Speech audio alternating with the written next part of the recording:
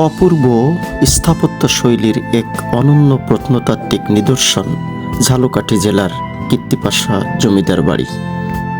কৃত্তিপাশা একটি সমৃদ্ধ জনপদ। 18 শতকের গোড়ার দিকে বিক্রমপুর জমিদার বংশের রাজারাম সেনগুপ্ত কৃত্তিপাশা জমিদার বাড়ির ভিত্তি স্থাপন করেন। প্রকাণ্ড জমিদার বাড়ির পাশাপাশি এখানে নাটমন্দির, নাট্যমঞ্চ, হলঘর, কাছারি বাড়ি, ছোট বড় কয়েকটা মন্দির এবং অসংখ্য পুকুর এবং দিঘির আনাগোনা ছিল এই জমিদার বাড়িকে ঘিরেই।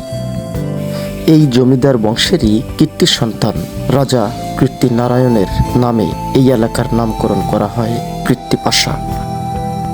দেশ বিদেশে জ্ঞান বিজ্ঞান চর্চায় এই বংশের সন্তানেরা এখন প্রতিষ্ঠিত। অক্সফোর্ড বিশ্ববিদ্যালয়ের ইতিহাস ও সভ্যতা বিভাগের ইমেরিটাস অধ্যাপক তপন রায় চৌধুরী এই বাড়িরই সন্তান। তার রচিত আত্মস্মৃতি, বাঙালনামা ও রমন্থন অথবা ভীমরতি প্রাপ্তর পরচরিত চর্চা গ্রন্থে এই জমিদার বাড়ির বিস্তারিত ইতিহাস তুলে ধরেছেন। অধ্যাপক তপন রায় চৌধুরী বলেন, এই বংশের পূর্বপুরুষ কৃষ্ণকুমার সেন রায়েরকাঠির রাজার কাছ থেকে তালুক পেয়েছিলেন। পরে জ্যেষ্ঠ পুত্র রাজারাম সেন ও কনিষ্ঠ পুত্র কৃষ্ণকুমার সেনগুপ্তের নামে 10 আনা ও 6 আনা হিস্সায় ভাগ করে দেন। পরবর্তীতে 2 হিস্সার মাঝে মামলা মোকদ্দমা, লাঠালাঠি ও ঝগড়া বিবাদের সূচনা হলে 2 ভাইয়ের বাড়ির মাঝে বার্লিন প্রাচীরের মতো দেয়াল তুলে দেয়া হয়।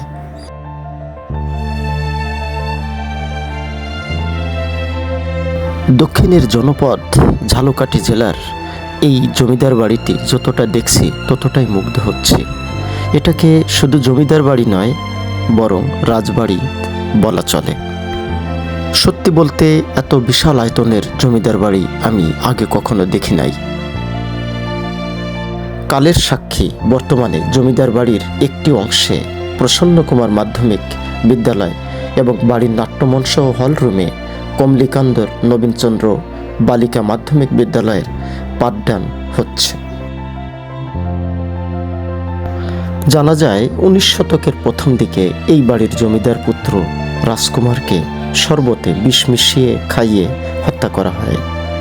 বাড়ির দেওয়ান এবং গুরুর প্ররোচনায় রাজকুমার সেন স্বর্গবাসী হলেও তার স্ত্রী অনুমৃতা হবেন বলে ঘোষণা দেন। প্রিয়তম স্বামীর চিতার পাশাপাশি স্ত্রীর জন্য সতীদাহ চিতা সাজানো হয়।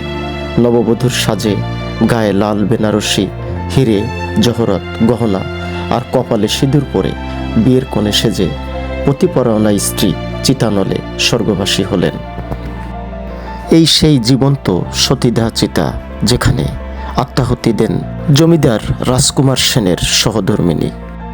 স্বামীবিহীন নারীর জীবন সত্যিই এক বেদনাদায়ক, মহা ট্রাজিক উপাখ্যান।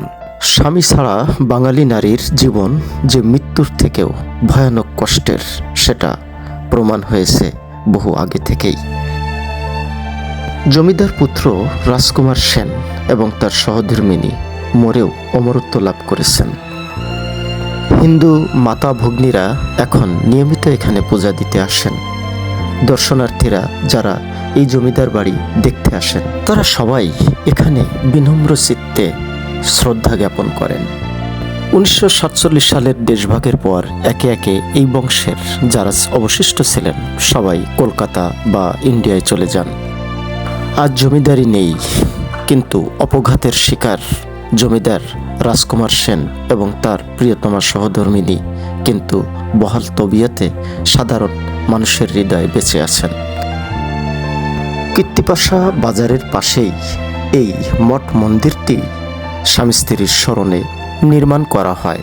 ইতিহাস ঐতিহ্যের সন্ধানে এসে জীবন ও জগৎ সম্পর্কে যে জ্ঞান অর্জন করে গেলাম কৃত্তিপাশা থেকে, এটা হয়তো কোনো পাঠ্যপুস্তকে পাওয়া যাবে না।